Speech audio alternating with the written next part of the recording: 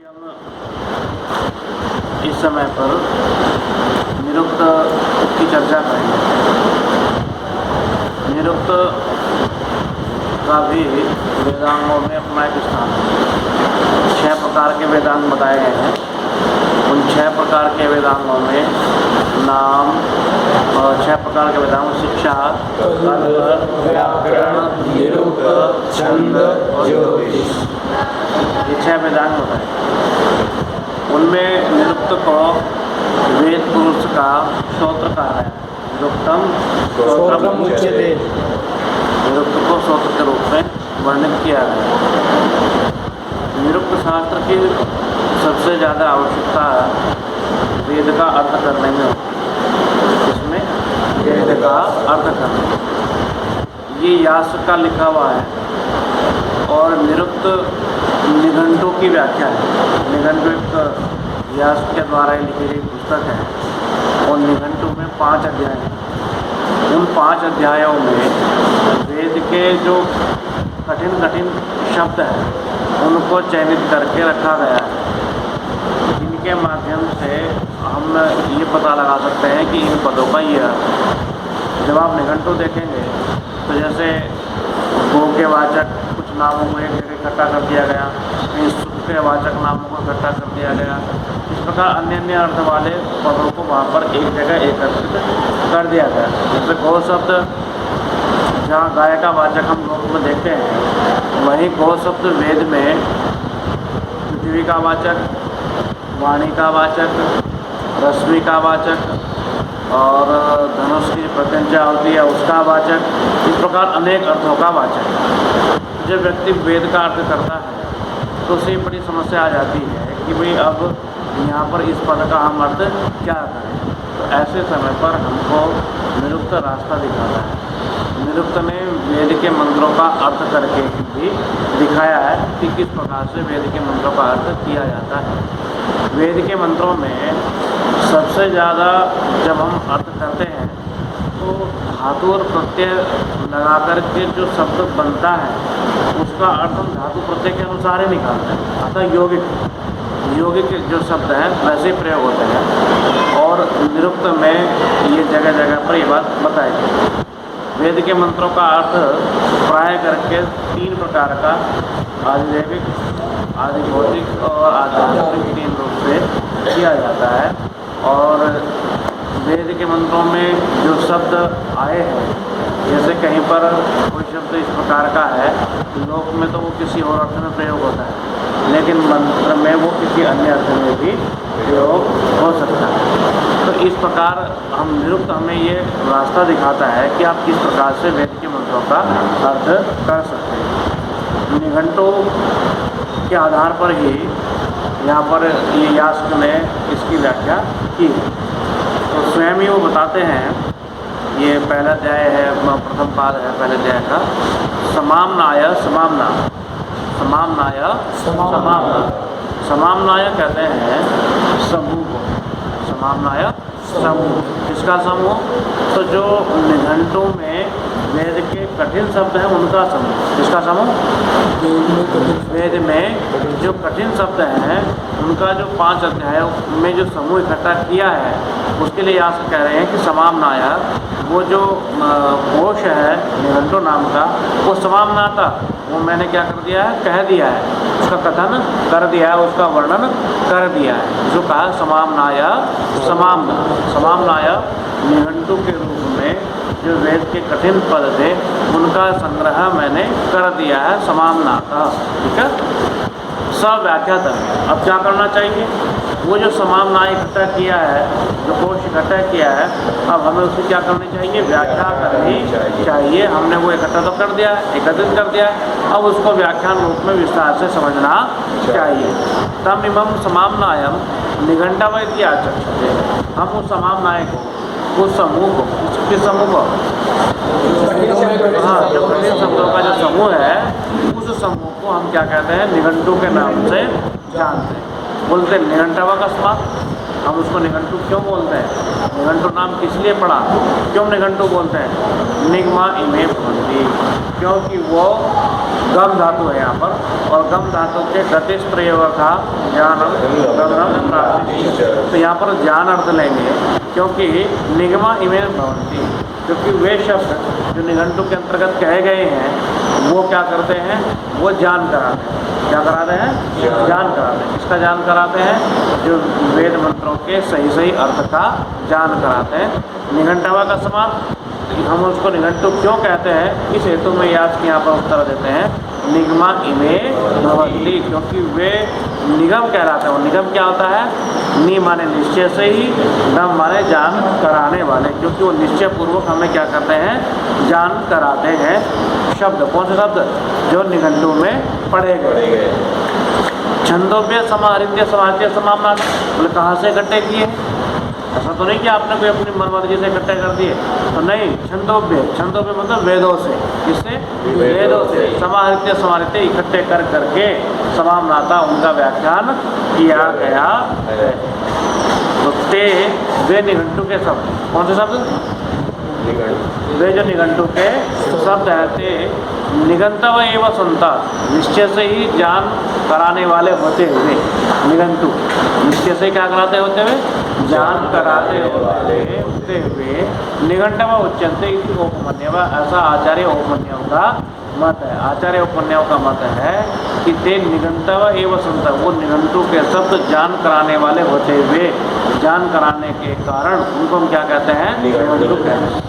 अपिवा आहरणादेव, या ये मान लीजिए कि निश्चय पूर्वक संग्रह करने के कारण, एक निश्चित रूप में निश्चित अर्थों में कथन कर देने के कारण से भी हम उनको जो है निघंटु के नाम से पुकारते हैं। यद्वा समाहिता भवन्ति, क्योंकि वो निघंटु में इकट्ठे करके उनका कथन किया गया है। तो यहाँ पर चर्चा की गई है, ये आचार्य औपमन्यव का मत दिखाया गया, यास्क ने अपना मत दिखाया गया, और ये चर्चा करें कि निघंटु क्यों कहा गया उसको, जो निघंटु नाम रखा है वो क्यों कहा गया। तो ये सार रूप में हमें ये पता लग रहा है कि निघंटु इसलिए कहा गया क्योंकि वहाँ पर वेद के कठिन शब्दों को रखा गया है, और वे जो शब्द वहाँ पर रखे गए हैं वे एक निश्चय अर्थ वाले होते हुए वो अपना अर्थबोध कराते हैं, जिनका अर्थबोध हो जाने से हमें वेद के मंत्रों का अर्थ आसानी से सरलता से समझ में आ जाता है। जैसे आप कोई वाक्य होता है और उसमें से किसी शब्द का अर्थ समझ में नहीं आता, तो हम क्या करते हैं? डिक्शनरी खोल कर देखते हैं, शब्दकोश खोल करके देखते हैं। ऐसा ही निघंटु वैदिक कोश है। जब वेद का मंत्र हमें समझ में नहीं आता या उसका किसी पद का अर्थ समझ में नहीं आता, तो हम उसको कहाँ जाकर खोजते हैं? निघंटु में खोजते हैं। इसलिए उसका नाम क्या पड़ गया? निघंटु। तो निघंटु में निपूर्वक हन धातु भी मानी जा सकती है। हन धातु वैसे तो हन धातु भी जो है हिंसा गत्यो गति अर्थ के वाचक है, और गति प्रयोग अर्थ है, तो हन धातु का अर्थ भी जान हो सकता है। और निपूर्वक गम धातु निघंटु होते होते निघंटु शब्द पड़ा, तो वो भी ज्ञान का ही वाचक है। कुल मिलाकर के निघंटु शब्द का अर्थ ये हुआ कि जो निश्चय से ही हमको जान कराता हो, उसको हम क्या कहते हैं? निघंटु कहते हैं। इस चर्चा के बाद यहाँ आगे चर्चा की गई, हम सामान्य रूप से देख रहे हैं कि शब्द जो है 4 प्रकार के बताए। कितने प्रकार के? 4 प्रकार के शब्द बताए। पंक्ति का ही यहाँ पर तद यानी एतानी चत्वारी पद जातानी, जो 4 पदों के समूह बताए गए हैं। किसके समूह? पद के। जात कहते समूह। चत्वारी पद जातानी, कितने प्रकार के समूह? 4 पद। पद माने शब्द। शब्द जो है 4 प्रकार के बताए गए हैं। 4 प्रकार के बताए, कौन कौन सा? नाम, आख्यात, उपसर्ग, निपात। नाम, आख्यात, उपसर्ग, निपात। तानी मानी भवंती। अब उनका क्रमशः व्याख्यान कर रहे हैं। नाम क्या है, आख्यात क्या है, उपसर्ग क्या है, निपात क्या है। अब यहाँ पर एतन नामाख्यात और लक्षणम प्रदर्शनते। हम सबसे पहले नाम और आख्यात का लक्षण बताते हैं। किसका लक्षण? नाम और आख्यात का लक्षण बताते हैं कि नाम किसे कहते हैं और आख्यात किसे कहते हैं। तो ये हमें समझ में आए। कितने प्रकार के शब्द बताए यास्क ने? 4। और कौन सा? पहला क्या है? नाम, आख्यात, उपसर्ग, निपात। अब सबसे पहले बता रहे नाम का लक्षण, अर्थात नाम की परिभाषा। नाम किसे कहते हैं? तो कह रहे हैं भाव प्रधानम आख्यातम सत्व प्रधानानि नाम। तो सबसे पहले आख्यात बता रहे हैं भाव प्रधानम आख्यात। भाव कहते हैं क्रिया को, भाव किसे कहते हैं? क्रिया। किसे कहते हैं? भाव क्रिया को। भाव प्रधानम, भाव है प्रधान जिसमें, बहुब्री समास है, भाव है प्रधान जिसमें, अर्थात जिसमें क्रिया की प्रधानता हो। किसकी प्रधानता हो? क्रिया। उसे क्या कहते हैं? आख्यात। उसे क्या कहते हैं? आख्यात। किसे कहते हैं? जिसमें क्रिया की प्रधानता हो उसे क्या कहते हैं? आख्यात कहते हैं। सत्व प्रधानानि नामानि, सत्व प्रधानानि नामानि, नाम क्या होता है? जिसमें द्रव्य की प्रधानता हो। जिसमें किसकी प्रधानता हो? द्रव्य की प्रधानता हो उसे क्या कहते हैं? नाम कहते हैं। जैसे अगर हम उदाहरण के रूप में समझेंगे, देवदत्तः कार्यम करोति। देवदत्तः किम करोति? कार्यम करोति। तो करोति जो यहाँ क्रिया धातु का जो रूप है करोति, तो ये प्रथम पुरुष एकवचन का जो रूप है, यहाँ पर करोति जो है ये आख्यात है। करोति क्या है? क्योंकि इसमें करना इस अर्थ की प्रधानता है, क्रिया की प्रधानता है, भाव की प्रधानता है, इसलिए यहाँ पर करोति क्या है? आख्यात है। और देवदत्ता ये क्या है? द्रव्य है, सत्व है। सत्व कहते हैं प्राणी। हाँ, सत्व माने प्राणी, द्रव्य अर्थ का वाचक भी होता है सत्व। सत्व प्रधानानि नामानि, जिसमें सत्व की प्रधानता होती है उसे हम क्या कहते हैं? नाम कहते हैं। आगे कहा तद यत्र उभे भाव प्रधाने भवता। समस्या कही कि भाई जब दोनों हो किसी वाक्य में, आपने कहा कि भाव प्रधानम आख्यात है, जिसमें भाव की प्रधानता हो वो आख्यात है, जिसमें सत्व की प्रधानता हो वो क्या है? नाम है। परंतु वो कई स्थल ऐसे भी तो हो सकते हैं जहाँ एक जगह भाव भी हो और सत्व भी हो, अर्थात जहाँ आख्यात भी हो और नाम भी हो। तो ऐसी जगह किसकी प्रधानता होगी? जब दोनों एक ही साथ हो। तो तद यत्र उभे, उभे मतलब दोनों, जहाँ पर दोनों हो भाव प्रधाने भवता है, वहाँ पर किसकी प्रधानता होती है? भाव की, क्रिया की प्रधानता होती है। अर्थात अगर हम ये माने कि क्रिया के बिना वाक्य नहीं बनता, वाक्य में क्रिया होना आवश्यक है, उसके बिना वाक्य पूर्ण नहीं होगा। जैसे एक तिंग वाक्यम, हम ऐसा मानते हैं ना, एक तिंग वाक्यम, वाक्य जो होता है उसको कहते हैं जिसमें कम से कम एक तिंग हो। तो उसी बात को यहाँ पर भी निश्चित रूप से कहा है कि तद यत्र उभे भाव प्रधाने भवता है। जहाँ पर दोनों हो तो वहाँ पर किसकी प्रधानता होगी? भाव की प्रधानता। आख्यात में भाव की अवस्था बताइए कि पूर्वापरिभूतम भावम आख्यातेन आचष्टे व्रजति पचति इति उपकम प्रभृति अपवर्ग प्रयत्न। बहुत बड़ी बात कह रहे हैं कि आख्यात से पूर्व अपर, पूर्वापरिभूत, पूर्वापरिभूत का मतलब होता है पूर्व शब्द का अर्थ हो गया पहला, अपर शब्द का अर्थ हो गया बाद, है ना।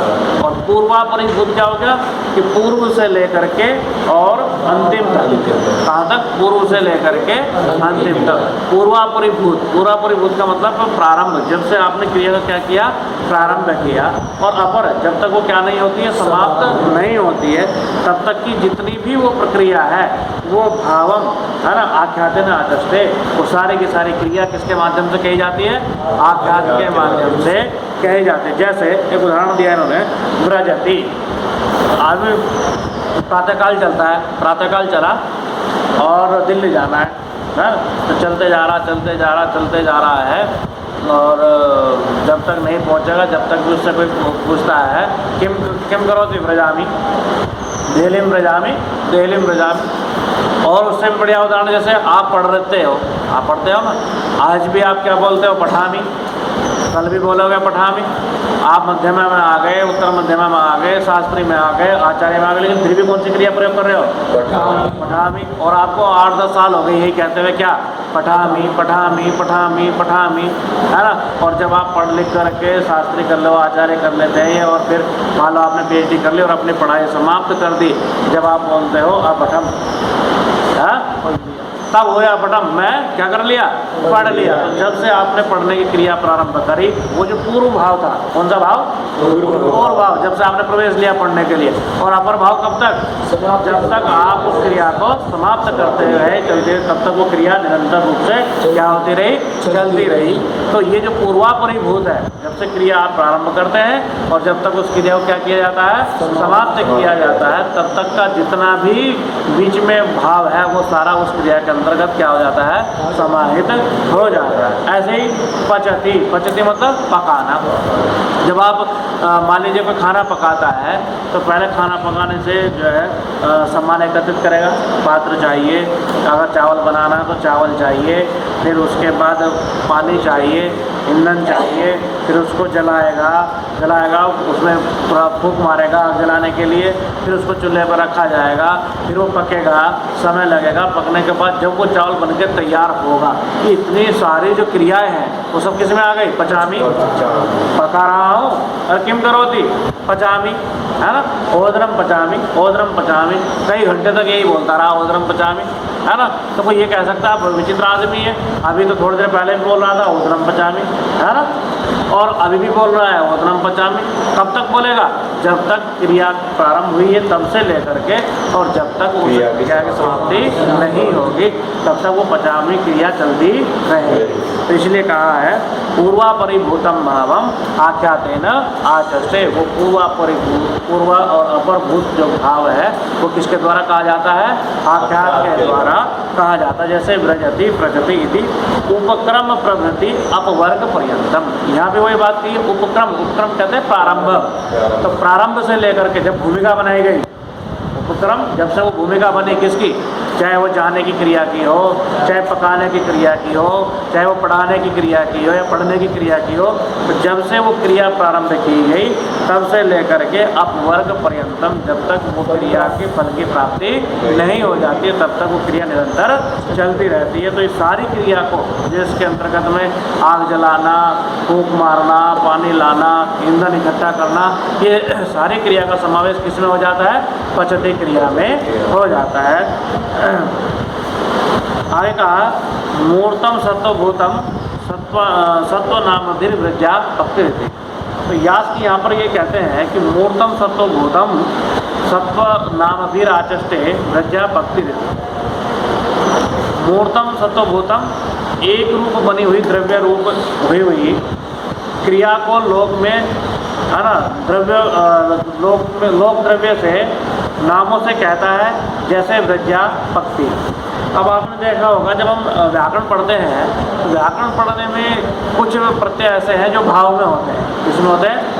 जैसे गय प्रत्यय भाव में होता है ना, याग, याग, भाग, यहाँ जो प्रत्यय हुआ है ये किसमें हुआ है? भाव में हुआ है। तीन प्रत्यय भी भाव में होता है, गति, मति, धृति, धृति, ये भाव में होता है। लिट प्रत्यय भाव में होता है, पठनम, गमनम, हसनम। तो ये जो भाव अर्थ वाले प्रत्यय हैं ये भी किसका कथन करते हैं? क्रिया का ही कथन। किसका कथन करते हैं? क्रिया का। लेकिन देखने से कैसे लगते हैं? जैसे नाम हो, द्रव्य हो, किसी का नाम वाचक, है ना। लेकिन इनमें हमें यहाँ स्पष्ट रूप से ये बात समझनी चाहिए कि ये भी भाव का ही कथन कर रहे हैं। किसका कथन कर रहे हैं? भाव का। ये सत्व का कथन नहीं कर रहे हैं। केवल मात्र देखने ऐसा लगता है कि जैसे किसका कथन कर रहे हो? सत्व का कथन कर रहे हो, पर वास्तव में ये सत्व का कथन नहीं करते हैं। ठीक है, तो एक बार हम फिर शुरू से इसको जो है आवृत्ति करते हैं। यहाँ पर बताया गया निघंटु के बारे में कि निघंटु किसे कहते हैं। तो समामनाय, समामनाता, वह जो निघंटु रूप में आपने कोश इकट्ठा किया था, समामनाता हमने क्या कर दी है? उसका संग्रह कर लिया है। तम इमम समामनायम निघंटव इत्याचक्षते। हम उस समूह को जो आपने एकत्रित किया है उसको क्या कहते हैं? निघंटु के नाम से जानते हैं। निघंटव अकस्मात, हम निघंटु उसको क्यों कहते हैं? निगमाई में भवंती, क्योंकि वो निश्चित रूप से जान कराने वाले होते हैं। कौन? वे शब्द जो कहाँ पढ़े गए हैं? निघंटु में पढ़े गए हैं। और कहाँ से इकट्ठे किए हैं? छंदों पे समारित्य समानना का, कहाँ से? वेद के मंत्रों से तय कर करके हमने उनको क्या किया है? इकट्ठा किया है। ते निगंता व संता, क्या होते हैं वे? निश्चित रूप से जान कराने वाले होते हुए निघंटव उच्चंत यदि औपमन्यव, आचार्य औपमन्यव कहते हैं कि उनको हम निघंटु कहते हैं जो निश्चित रूप से जान कराने वाले होते हैं। अभी वह आहननादेव स्यु समाहता भवन्ति, क्योंकि वो एक निश्चित रूप में मर्यादा पूर्वक पढ़े गए हैं, निश्चित अर्थों में उनका कथन किया गया है, इसलिए भी हम उनको निघंटु कहते हैं। यद्वा समाहता भवन्ति, यहाँ पर भी सम और आंग उपसर्ग पूर्वक ह्री धातु है, क्योंकि निश्चित रूप से उनका संग्रह किया गया है, इसलिए हम उनको निघंटु के रूप में मानते हैं, निघंटु उनको हम कहते हैं। तो ये बात बताई कि भाई हम उसको निघंटु क्यों कहते हैं और निघंटु शब्द का अर्थ क्या है। तो निघंटु शब्द का अर्थ क्या हुआ? तो निश्चित रूप से जान कराने वाले शब्द है, ऐसे शब्दों का समूह क्या कहलाया? निघंटु। फिर चर्चा हुई कि शब्द कितने प्रकार का है। हम देखते हैं कि जब हम लोक में शब्दों का प्रयोग करते हैं तो लोक में एक तो ऐसे शब्द है जो द्रव्य के वाचक है। किसके वाचक है? द्रव्य के वाचक। द्रव्य के वाचक से मतलब है नामवाचक। नाम क्या होता है? संज्ञा शब्द। कैसे शब्द? संज्ञा शब्द। जैसे राम, श्याम, कृष्ण, है ना, ये सारे के वृक्ष, ये सारे के सारे संज्ञावाची शब्द जो है, जिनको हम सत्ववाची भी कह सकते हैं, द्रव्यवाची कह सकते हैं, नामवाची कह सकते हैं, ये सारे के सारे किसके अंतर्गत आते हैं? नाम के अंतर्गत आते हैं। जो क्रियावाची शब्द है, पठति, हसति, लिखति, ये सारे के सारे किसके अंतर्गत आ गए? भाववाचक अंतर्गत आ गए, क्रिया के अंतर्गत आ गए। उसके बाद जब हम इसमें भी आगे बढ़ेंगे तो जैसे निपात शब्द आ गए, च, वा, ह, ये सब किसमें आ गए? निपात है। और परा, अप, सम, अनुगम, निश्निर आदि जो आ गए, ये क्या आ गए? उपसर्ग आ गए। तो इस प्रकार पूरे संस्कृत की अगर हम चर्चा करें संस्कृत भाषा की, तो इसमें कितने प्रकार के शब्दों का प्रयोग है? 4 प्रकार के शब्दों का प्रयोग है। तो वही चर्चा यहाँ पर कही है कि तद यानी एतानि चत्वारि पद जातानि, जो ये 4 पद समूह है, जो ये क्या है? 4 पद समूह। पद माने शब्द, जो ये 4 प्रकार के शब्दों का समूह है वो कौन सा है? तो वो है नाम, आख्याते, उपसर्ग, निपात। नाम, आख्यात, उपसर्ग और निपात। इसमें कहा तानी मानी तत्र एतन नामाख्यात और लक्षणम प्रदिशन्ति। नाम और आख्यात का लक्षण पहले बताते हैं। इसका लक्षण नाम मुख्यतः इन्हीं की है। सबसे ज़्यादा जो शब्द हैं वो या तो नामवाची है या फिर आख्यातवाची है। उपसर्ग आप जानते ही हैं, गिनती के हैं, बिल्कुल अंगुलीगण्य है। और निपात भी बहुत ज़्यादा शब्द नहीं है, बहुत कम है। तो अगर हम अधिकता की दृष्टि से देखते हैं तो 2 प्रकार के शब्द ज़्यादा है, एक नामवाची और एक आख्यातवाची। तो नामवाची जो है उनका लक्षण और भाववाची जो है उनका लक्षण ये किया है, भाव प्रधानम, जिसमें किसकी प्रधानता हो? भाव क्या कहलाता है? भाव किसे कहते हैं? क्रिया। जिसमें किसकी प्रधानता हो? क्रिया की प्रधानता हो। सत्व प्रधानानि नामानि। कैसे? जिसमें किसकी प्रधानता हो? द्रव्य की प्रधानता, उसे हम क्या कहते हैं? नाम कहते हैं। ठीक है, क्या कहते हैं? नाम कहते हैं। अब आगे हम देखते हैं तद यत्र उभे भाव प्रधाने भवता। क्या अर्थ है इसका? तो उसमें किसकी प्रधानता होती है? भाव की प्रधानता होती है, अर्थात आख्यात की प्रधानता होती है। पूर्वा परिभूतम भावम आख्यातेन आचष्टे। आरंभ से लेकर के और अंतिम तक का जो भाव है वो किसके द्वारा कहा जाता है? आख्यात के द्वारा कहा जाता है। ब्रजति पचति इति उपक्रम प्रवृत्ति अपवर्ग पर्यंतम। जैसे ब्रजति और पचति इत्यादि क्रियाओं में प्रारंभ से लेकर के और अपवर्ग पर्यंत तक की चर्चा की गई है। मूर्तम सत्वरूपम, मूर्तम सत्वभूतम। मूर्तम मतलब होता है एक रूप बनी हुई। एक रूप का मूर्त कहते हैं द्रव्य को। मूर्त द्रव्य, द्रव्य रूप बनी हुई। और सत्वभूतम है ना, मूर्तम सत्वभूतम, एक रूप में द्रव्य के रूप में बनी हुई। सत्वभूत कैसी क्रिया? सत्वभूत, देखने से एकदम कैसे दिखाई दे? जैसे द्रव्य हो। कैसे दिखाई दे? सत्वभूत। सत्वभूत समझ क्या? सत्वभूत का मतलब देखने में कैसे दिखाई दे? जो द्रव्य जैसे दिखाई दे। सत्व नाम भी आचस्ते, ऐसी जो क्रिया है उसको किसके द्वारा कहा जाता है? सत्व के द्वारा। किसके द्वारा कहा जाता है? सत्व के द्वारा उसका कथन किया जाता है। जैसे व्रज्या, व्रज्या, पक्ति, तो पक्ति में पच धातु से कितने प्रत्यय हुआ है? तो पक्ति का अर्थ क्या हुआ? पकाना, और पच धातु का अर्थ क्या है? पकाना। तो कोई अंतर तो नहीं है। तो पक्ति शब्द का अर्थ और पच धातु के अर्थ में कोई अंतर नहीं है। तो पक्ति जो है वो भाव का कथन करता है। किसका कथन करता है? भाव का। लेकिन देखने में कैसा लग रहा है कि जैसे क्या हो? द्रव्य हो। तो यहाँ पर ये पहचान करने के लिए आज कह रहे हैं कि आपको जब आप शब्दों का भेद करेंगे तो उसमें जो ये भाव वाले शब्द हैं, पक्ति, गति, रीति इत्यादि जो शब्द हैं या जिनमें भाववाचक प्रत्यय हुआ है, उन प्रत्ययों से जुड़ करके जो शब्द बनते हैं वे शब्द भी सत्व जैसे दिखाई देते हैं, परंतु उनको हम क्या नहीं मानेंगे? सत्व नहीं मानेंगे। क्या मानेंगे? उनको हम आख्यात मानेंगे। क्या मानेंगे? आख्यात ही मानेंगे। अध इति सत्वानाम उपदेशः, कहते हैं अध में मतलब नामों का जो सत्व है ना, सत्वानाम, सत्वानाम जो नाम संज्ञावाची जो शब्द है उनका उपदेश कथन इस प्रकार है जैसे गौ, अश्व, पुरुषो, हस्ती। तो ये सारे संज्ञावाची शब्द हैं। ठीक है, कैसे शब्द है? संज्ञावाची। दूसरे रूप में हम अगर लुप्त की भाषा में कहें तो ये कैसे शब्द है? सत्ववाची। कैसे शब्द है? सत्ववाची, द्रव्यवाची। ठीक है। भवती इति भावस्य है आस्ते शेते व्रजति तिष्ठति। और इसमें दूसरी बात कह रहे हैं कि भवती है, भवती मतलब होता है, हो सकता है। तो ये पद के अस्तित्व को कहती है। किसके अस्तित्व को बताती है? पद के अस्तित्व को बताती है। तो अस्तित्व में जैसे भवती पद के साथ साथ में अस्ति है, विद्यते है, वर्तते है, ये सारी की सारी धातु किसके अंतर्गत आ जाती हैं? विद्यमान, सत्तार्थ की वाचक। किसकी वाचक है? सत्तार्थ की वाचक है ये सारे के सारे धातु। तो यहाँ पर के प्रश्न में हम ये देखते हैं कि यास्क ने 4 प्रकार के शब्द बताए। कौन कौन से? नाम, आख्यात, उपसर्ग, निपात। आख्यात का क्या लक्षण होता है? सत्व का क्या लक्षण होता है? नाम का लक्षण होता है सत्व प्रधानानि नामानि। यदि कहीं पर दोनों एक साथ हो तो किसकी प्रधानता होगी? भाव की प्रधानता होगी। ठीक है। अब इसके बाद एक नया प्रश्न यहाँ पर ये उपस्थित हो रहा है, इंद्रिय नित्यम वचनम औदुम्रायण। आचार्य औदुम्रायण का मत है कि इंद्रिय नित्यम, इंद्रिय यहाँ पर कहा गया है मुख को। किसको कहा गया है? मुख को कहा गया है। इंद्रिय नित्यम का तात्पर्य होगा इंद्रिय पर्यंत नित्यम, मुख पर्यंत नित्यम। कि जब हम शब्द को बोलते हैं, किसको बोलते हैं? शब्द को, तो वो केवल मुख तक ही व्यापक रहता है और मुख के बाद क्या हो जाता है? नष्ट हो जाता है। मुख तक आया और उसके बाद क्या हो जाता है? नष्ट हो जाता है।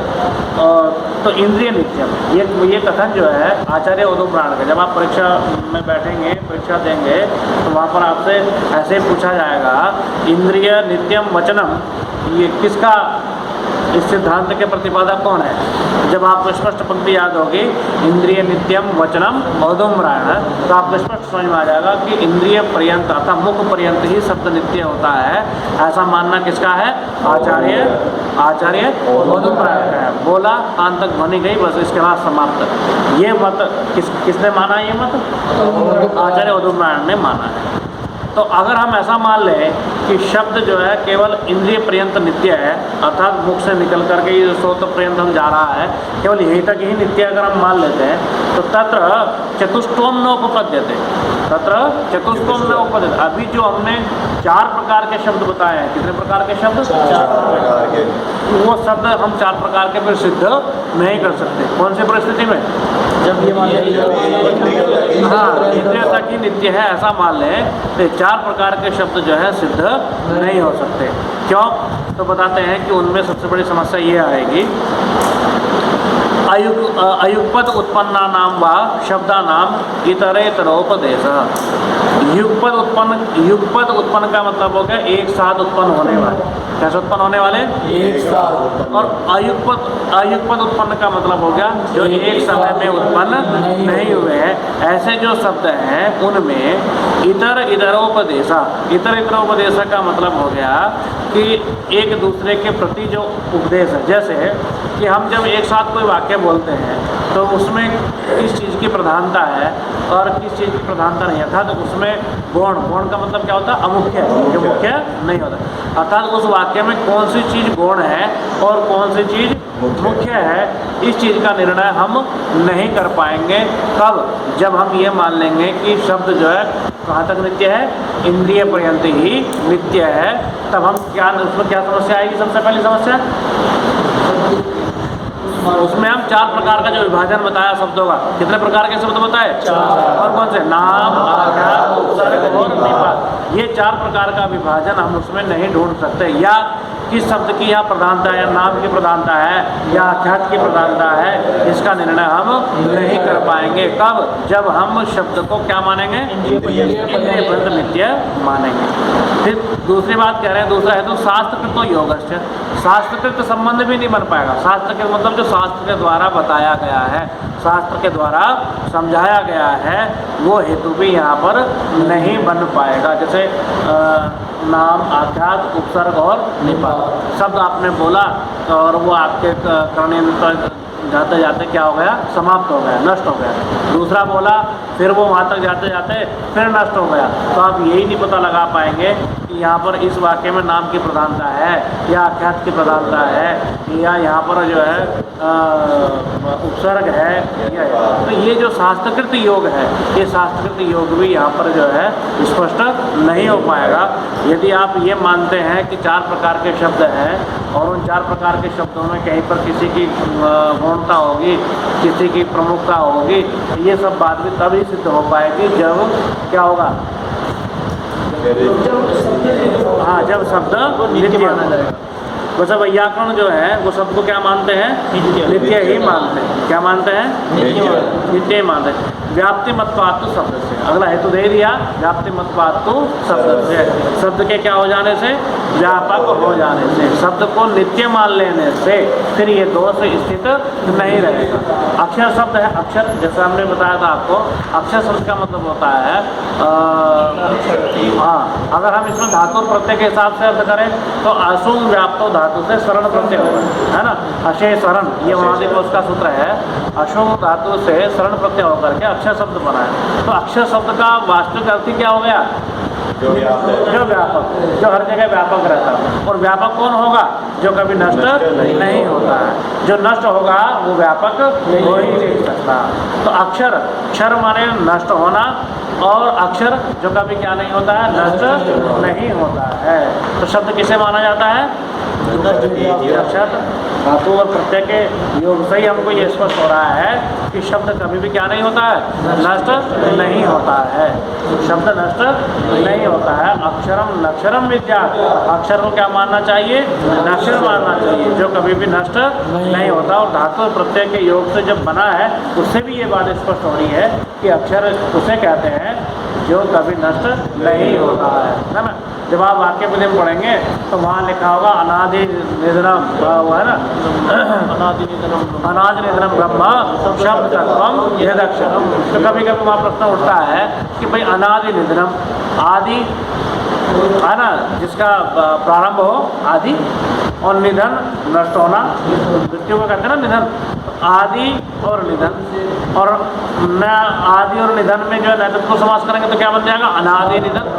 तो शब्द ऐसा है कि ना तो उसका कोई आदि है और ना ही उसका कोई अंत है। क्या अर्थ हुआ? ना आदि है ना अनंत। तो शब्द कैसा है? ना तो उसका आदि है ना अंत है, क्योंकि वो तो व्यापक है, वो कभी उत्पन्न होता ही नहीं, नित्य है। जो नित्य होगा ना तो उसका आदि होगा और ना ही उसका अंत होगा। तो इससे क्या अनादि निधन का मतलब हो गया कि जो कभी ना उत्पन्न होता हो और ना कभी नष्ट होता हो। ठीक है। फिर आगे कहा अक्षरम। तो वहाँ कई बार प्रश्नकर्ता ये कहते हैं कि भाई जब आपने अनादि निधन कह ही दिया तो अक्षर कहने की आवश्यकता, अक्षर का भी तो यही अर्थ हो गया ना। तो इस वहाँ पर अर्थ करते हुए कहते हैं क्योंकि असुम व्याप्तो व्याप्ति अर्थ की धातु है, तो अनादि निधन जो कभी ना तो नष्ट होता है, जो व्यापक रूप से विद्यमान रहता है। तो वहाँ असून व्याप्तो धातु से अक्षर शब्द का अर्थ व्यापक अर्थ निकलेगा। क्या अर्थ निकलेगा? व्यापक। जो व्यापक हो और साथ साथ में जिसका आदि और अंधन, अर्थात जिसका अंत और आदि कभी ना हो, उसको हम अक्षर कहते हैं। तो वहाँ दोनों अर्थ इस प्रकार से लिए गए हैं। तो व्याकरण जो है, जो हमारी व्याकरण की परंपरा है, उसमें भी शब्द को क्या मानते हैं? नित्य ही मानते हैं। वहाँ शब्द को हम अनित्य स्वीकार नहीं करते। शब्द नित्य है, यही इस रूप में माना जाता है। तो यहाँ हमने ये निरुक्त की कुछ चीज़ों पर चर्चा करी। अभी कल हम इस पर फिर एक बार चर्चा करेंगे। जो ये शब्द के अनित्य और नित्य पक्ष यहाँ पर बताए गए हैं, इस पर हम फिर विचार करेंगे। तो आज हम केवल यही यहाँ पर विचार करते हैं कि 4 प्रकार के शब्द हैं। कौन कौन से? सत्व प्रधान,